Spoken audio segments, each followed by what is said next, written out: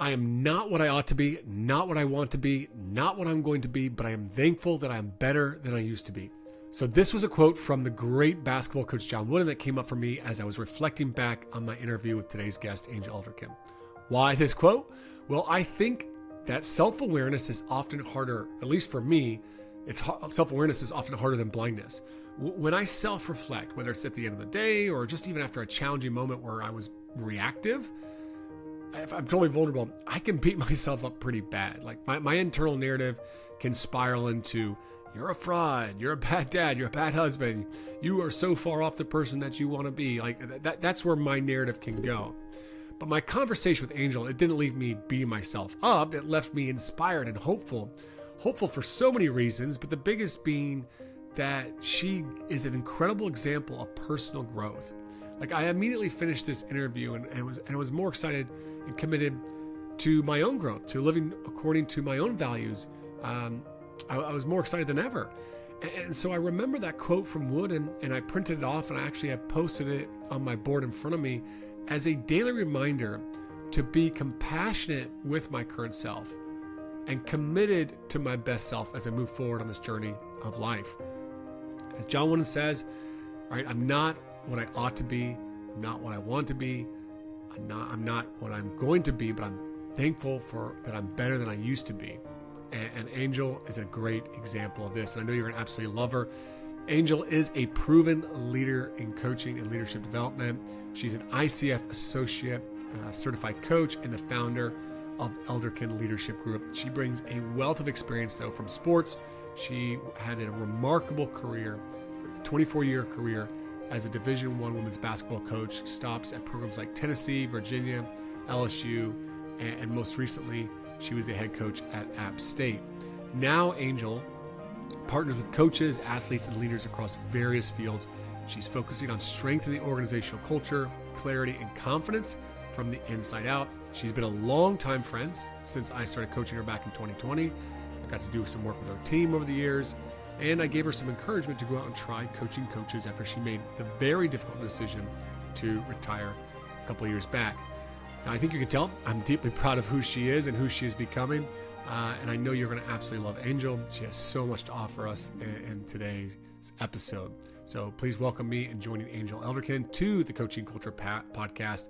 And welcome back to the podcast that is committed to helping you to grow as a leader and build a better culture. I'm joined by my co-host, Betsy Butterick. Nate Sanderson sat this episode out. If you want to learn more about TOC, the work that we do with coaches, go on over to tocculture.com. There you can also subscribe to our weekly newsletter and get the notes to this and every episode of the podcast. Also, check out in the details of this episode the link to schedule a one-on-one coaching call, a discovery call with Angel Elderkin if you're interested in one-on-one coaching. So I'm super excited, Angel, to have you on the podcast. But I want to start today in the spirit of coaching, because we have 3 executive coaches on this call, with curiosity. And so here's my question to get us going today. What has you most excited to come on and share with us on the Coaching Culture Podcast today? I'm excited because I feel like it's a full circle moment for me. Like I started listening to your podcast and learning from different coaches and taking little bits here and there and applying them to my own journey. And so now I'm really excited to give back. You know, is there going to be that one person that may take something from today's conversation and use it? And so that's what I'm really most excited about this opportunity for. Let me pull that back even further. When you think about giving back, right? You coming on the podcast to share, to give back, like what from you, your experience as a college Division I coach, now into the executive coaching space, like what has got you most excited to be able to give back? That's a good question. Just because I think the profession itself is one where when we can learn and grow from other people, and when we're in a space of giving, we're at our best. And just to be able to do that, I think just always excites me. I think I'm a natural like giver, and not being in a physical coaching like basketball space. There's a void, and like today I get to fill that void. And you've got some experience that, like you said, feels like you have something to give, to the podcast. And I would say you had something to give for many years. It's worked out that this has been a really good time to bring you on. But what do our guests need to know about your experience and about you that might be really important for them to know kind of as we go into this conversation today?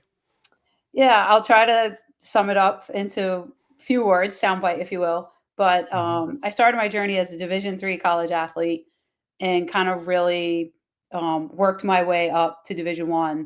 I was told no a lot, and I turned no into like what motivated me. Even when I was playing Division III, my coach brought me in to be a walk on, and I was going to prove him wrong, and then wanted to be at the Division I level and was told, well, you only played Division III, and then volunteered myself into that space and then just kept trying to do everything I could to get to where I was as a coach. And I spent 24 years in college athletics and I loved every bit of it. More so the relationships and the platform and the people was what really I'm grateful for. The sport was the sport. That was the platform. And now I've recently transitioned to coaching coaches in a leadership position and leadership coaching. But my foundation was really built in the college athletic space. First of all, Angel, welcome. Great to have you. And when I think about the fact that the three of us work in an executive coaching capacity, supporting coaches, and JP, when you ask, what's that thing you have to give? For me, it's always been like not a specific thing to give back. Like, here, I have this, you can have it now, but more of like support for the profession because support is so needed in the profession and because coaches support so many people as a function of the profession. I think what's interesting, I'm reflecting on conversations JP and I have had, and you nailed it, Angel, when you said, the sport was always the sport. The thing that I loved about your 24 years in coaching was the people and the relationships.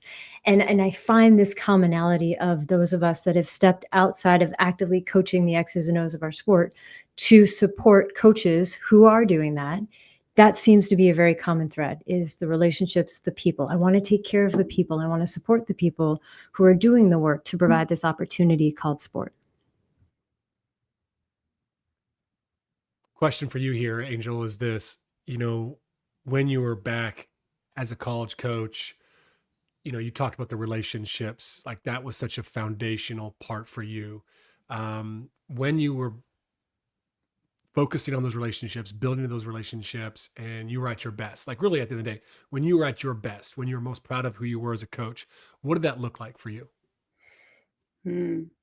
It looked like a place where I held space for my players with a general posture of love and curiosity.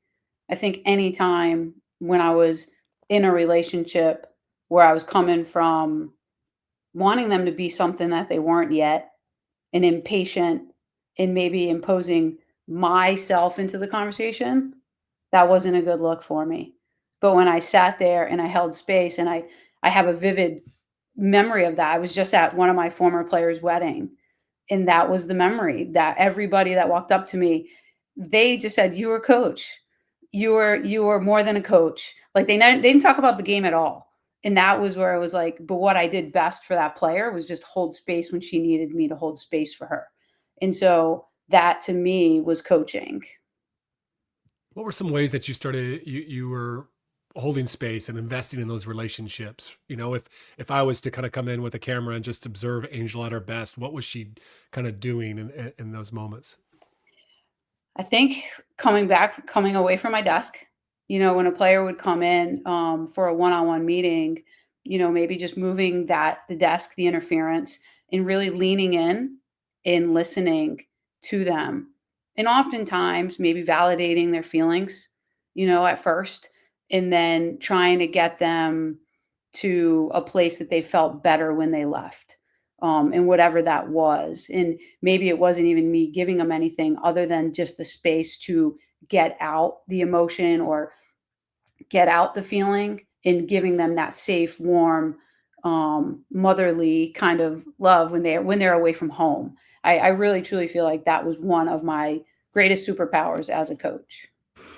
Angel, let me ask you this because I can hear the audience that we can't see or hear thinking, yes, love that, like hold space for them, have the connective conversations, build the relationship. And when I heard you say, it wasn't a good look for me when I found myself inserting my agenda or my thoughts or into the conversation, talk a little bit, if you will, about how does a coach balance the potential, the possibility that they see in an athlete and furthering that agenda, so to speak, of I want you to grow and develop. I believe this is possible for you. How do you navigate that while also being responsive to and holding space for however an athlete is showing up now? Like, what does it look like to not insert yourself, your agenda, but also foster the development of an athlete along a path of potential that you see as possible for them? Yeah, this is a really good question, and I think I learned the hard way, of meeting with a player and having that PowerPoint and that development plan in front of them. We need you to do this, and they would sit there and look me in the eye and be like, "Okay, I want you to be a 3-level scorer because that's going to take your game to the next level. Do you understand?" "Yes, yes, coach." And then I need you to be on top of your nutrition. "Yes, coach. Yes, coach." And that's the story, and then they leave the room and those things don't happen. And you're like, but why? They agreed to it, but they agreed to what I wanted, not what they wanted. And so when I shifted my approach in bringing them in and saying, what do you want this experience to feel like? What do you think you need to do as a player? Well, I want to be this. Okay. Well, what does it look like to get there? Well, maybe I need to be in the gym 3 times a day. Okay. Well, how would you like us to hold you accountable? That's when it changed from me dictating to them deciding, this is who I want to be. This is how I'm going to get there. Can you just hold me accountable to it? Yeah, that dictating to deciding, like that's a big shift. Being told who I need to be versus telling you who I want to be, the engagement is completely different. If you will, I don't want to go too far down this path, but I know this is a challenge for many of the folks listening. When it comes to accountability, Angel, at your best with your players, talk us through what those accountability conversations sounded like for you. Oof, that's a tough one. Because in full transparency, that was really hard for me. When a player wasn't meeting an expectation, how do you bring them in and talk to them about it? And at my best, I would remind them of what they wanted and how we started. So, okay, we identified that the gap was you wanted to be a better 3-point shooter. You agreed that you were going to get in the gym. What's holding you back now from executing it? That's best. And that didn't happen often because oftentimes there was emotion behind it. It was like, bring that athlete in. You said you wanted this, right? What are you doing? And that got nowhere. And that's why I'm so passionate about what I do today. Because if I can get coaches to understand that that didn't get where we needed to go, the calm, the bringing it back to where we agreed on, and then taking it from there, that and identifying what was the interference. Why am I not getting in the gym? That was the way to go about those conversations. And I wish I had more of those. What you're talking about there, I resonate with so many ways from my own journey too. Just probably the big thing is just the underlying theme of, being able to look back on our coaching career and be proud of what we did and the relationships we built, but also have a yearning of like, I wanted to be better for those athletes, right? But I think it says something about you.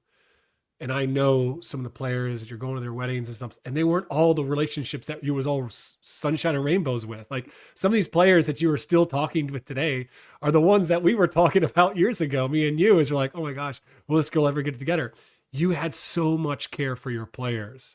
You poured into your players. You try to develop them as leaders. And I think that when you do so much of that, I think that makes it really hard because we do get frustrated and there is a lot of emotion when they're not following through on these things that we poured into them. Am I right in that? Yeah, and I think it's like, as the leader, it's a trickle down effect too, when you have assistants who are, like, in the gym and they're like, "I'm in the gym with them," and they're still not who we want them to be.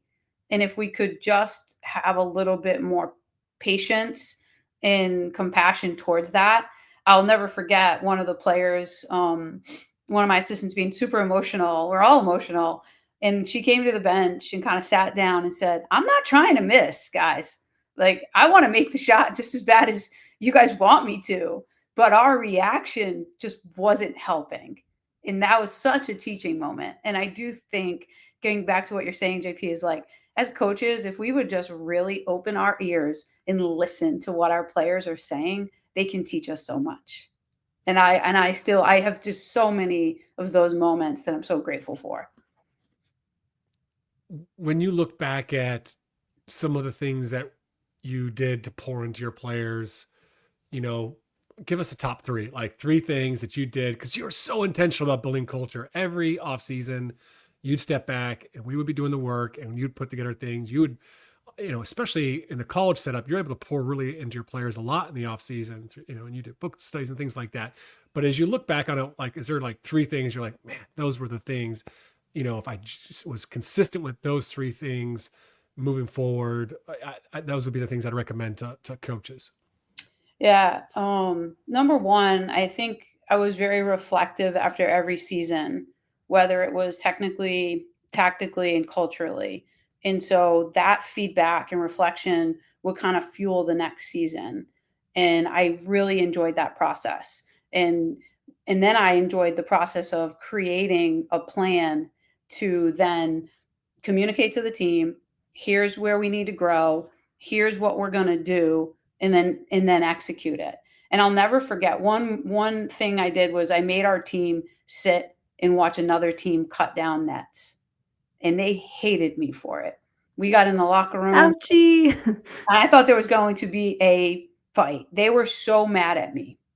But then from that moment, everything we did was about cutting down nets. So we had an off-season tournament. We cut down the nets because there was a vision.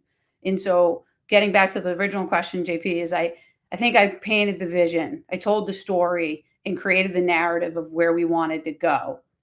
But then the second thing was I then had to create the process and the steps on how we got there. And it was never the same.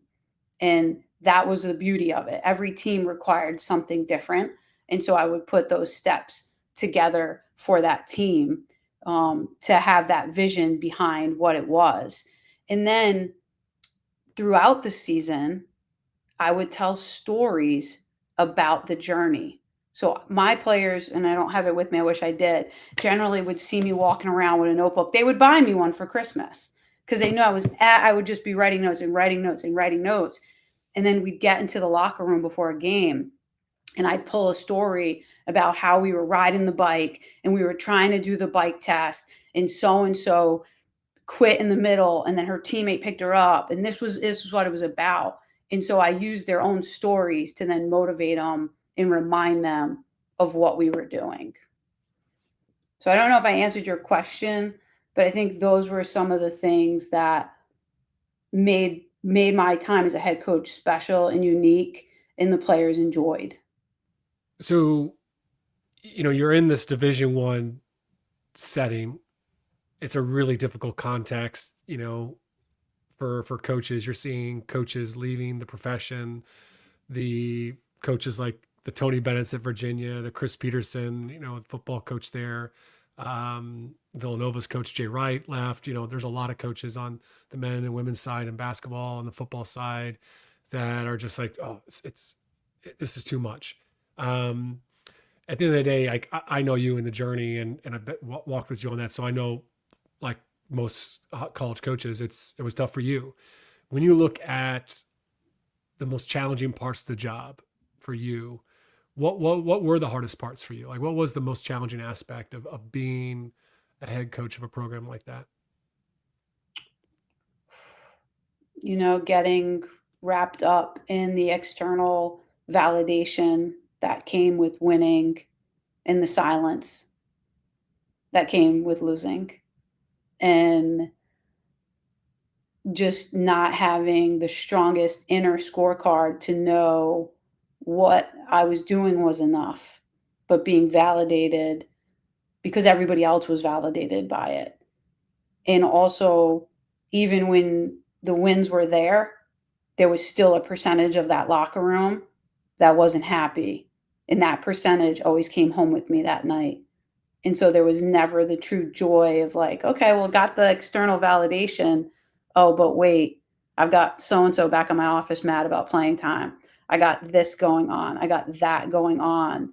And so never appreciating like the small wins because my wins became somebody else's and not my own. I'm kind of hearing like two things actually in that. One is like, what was really hard is you got too caught up in the inner or the external scorecard rather than your inner scorecard. And then even the external scorecard wasn't good enough for like so many people around you. And you wanted to create this experience where people were bought in and connected and supportive. And winning wasn't going to be the key ingredient for that type of culture. Correct. It became so difficult to navigate self-interest over team interest. And then I started to question my own.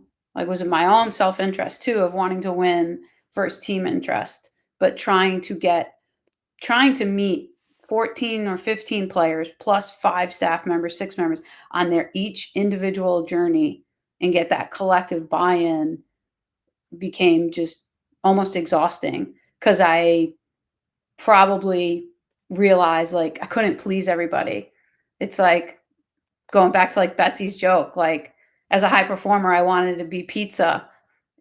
Pizza fixes everything, right? And I wanted to fix everything. Well, at least pizza fixes everything in my world. And I couldn't be the pizza. I just couldn't. There was no way every day in and day out, X amount of people were going to be happy. And that just kind of continued to like eat at my soul. Let me ask you real quick on that.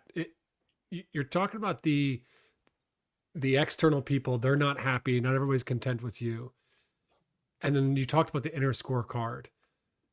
What's the hardest part of having clarity in that inner scorecard and then staying true to that as a coach? What's the hardest part about that for you? That's a really good question. And I don't really think I gained the clarity until I stepped away. As a coach, I think we feel like we can control so much. Like we can control where the reason why things happen. And once I stepped away and realized I'm the only one I can control. And I'm not pouring enough into the thing that I can control. Because I viewed my job as like I've got to lead all these people and I have to do it at an elite level. And that was my job. But really it started with the control of I can control me and how I show up. I have influence over those that I lead. And I'm only going to be able to do it at a high level if I am in complete control of me. And then the second thing is that the only thing I did control was the schedule of when the players could get there. Otherwise, I was just influencing them. But I think that for so long, I put, that validation was almost like, oh, I did this and it got this outcome. When really, I really didn't. It was like, I wasn't responsible for Pre Stanley scoring 30 or Faith Alston going for 30. They did that. That was what they did. And so it took me a while to get there.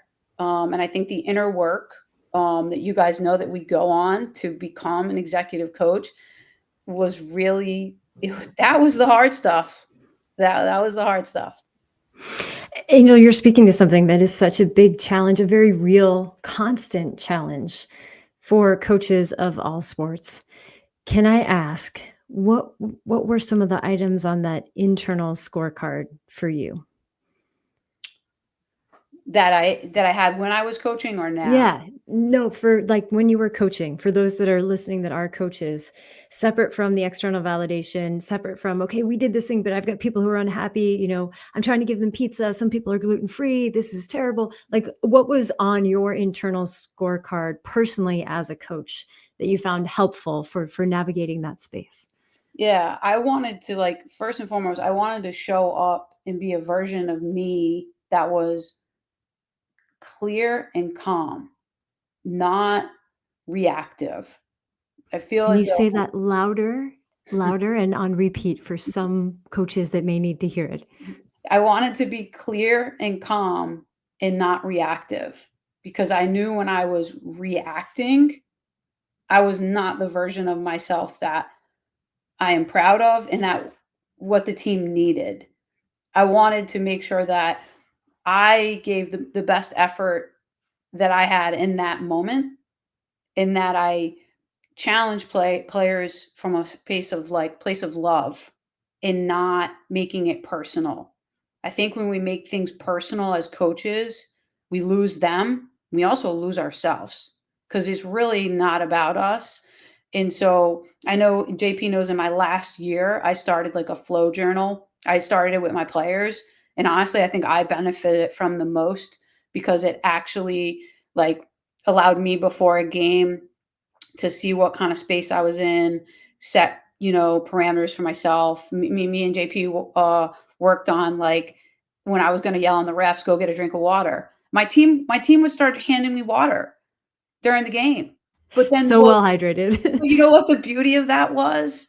It was like a modeling of them, of like, okay, when I'm emotional, I'm grabbing water. So when they were having moments, I could go back to something that they were giving me as like, that works for me too. It's not just me. So yeah, just doing that flow journal before and then doing it after. And the after part was what created the self-awareness of, man, I was emotional.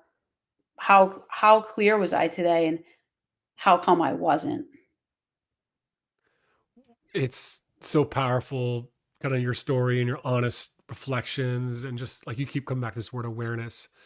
And once you have that awareness, you can take ownership and you can start to make shifts. You can start to make moves and changes. And for you to take ownership of your behavior in those ways, and for your players to see that, I think that is huge. The hard part, I think, in all of this is compassion, self-compassion. And I think if we're able to have compassion for ourselves, I know that I went through this on my own journey as a coach, was like, I was, like, I started beating myself up, like, oh, I was a bad coach. Like, no, I had some great relationships. That wasn't. And it's having compassion for myself, though. That was honestly a first step to be able to be better, to have compassion for my athletes when they struggled, and they, like, back to your point from where we started our conversation today, is they're not doing the things that they said they were going to do or they agreed to. Right. But it's this, there's a compassion element to all this too. Would you agree with that? I agree so much. And like, you're in my head reminding me of, like, Angel, you got to give yourself a little bit of self-compassion, because I think, because the goalpost always moves and enough is never enough, we don't have that level of self-compassion for ourselves that we need to understand that it's okay that I might not be for everybody. And as long as, like Betsy said, like, what was on your internal scorecard, as long as made every attempt for player X and they don't want to play for you, that's okay. And I think that's ultimately so loud that leaders need to know now, because as we know, kids are leaving for no reason. It has nothing to do with you. And sometimes we think it has everything to do with us.